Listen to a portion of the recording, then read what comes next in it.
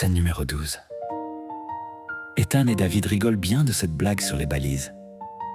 Lorsque Ethan a sorti « Balise, balise ! Est-ce que j'ai une gueule de balise ?» David, qui reprend son souffle, dit à Ethan « Je sais qu'aujourd'hui ça peut paraître un peu bizarre, mais à l'époque, tu sais, rien de tout ça n'était vraiment envisageable. Je pense te l'avoir déjà raconté, mais la première fois que j'étais confronté à la source qu'on appelle aussi la sève, je devais avoir entre 10 et 12 ans. On se promenait avec mes parents dans la forêt des Landes, avec mon chien Toby, qui courait comme un fou. Et moi, bien sûr, qui courais derrière, ça m'amusait beaucoup. Nous avions pris quelques dizaines de mètres d'avance sur mes parents, lorsque tout d'un coup, j'entendis Toby pousser un grand cri. En quelques secondes, j'arrivais à sa hauteur et je le vis recroquevillé, en train de se lécher la patte en gémissant. Je me suis accroupi à côté de lui et j'ai essayé de regarder sa patte sur laquelle il avait une sale blessure. Et alors que j'étais en train d'essayer de le rassurer, je ressentis une sensation très bizarre. Comme si j'étais enveloppé dans un espace-temps différent. Je n'entendais plus la forêt, le vent, les feuilles, même Toby semblait prostré. Je levai les yeux alors pour essayer de comprendre un peu mieux ce qui m'arrivait. Et je vis un vieil homme qui s'approchait de nous.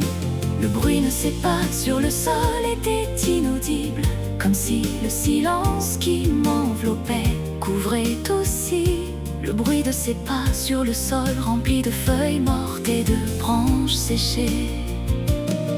Il s'accroupit près de nous, me posant une main légère et puissante sur l'épaule, en me disant une voix douce et profonde.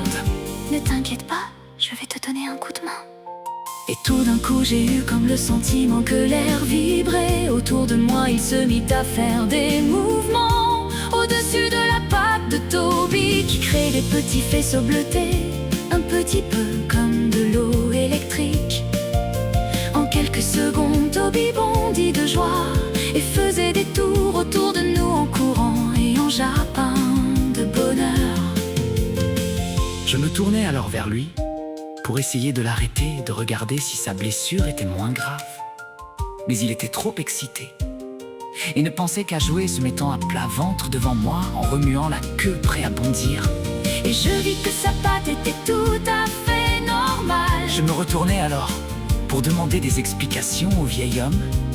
Il n'était plus là. Et tout d'un coup les bruits de la forêt se remirent à exister. Et j'entendais mes parents au loin qui criaient notre nom à notre recherche, avec un peu d'inquiétude dans la voix. Je me suis dirigé vers eux et me suis blotti dans leurs bras, en me demandant si j'allais aborder ce que je venais de vivre comme expérience, car j'étais encore très perturbé. Je leur en parlerai bien des semaines plus tard, à l'occasion d'un événement qui avait déjà entrouvert leur esprit. Et donc, dit Ethan, avant ça, tu n'avais jamais été confronté à la sève? Non, effectivement, ce fut la première fois. Et il se passa des années avant que je reconnecte cette dimension.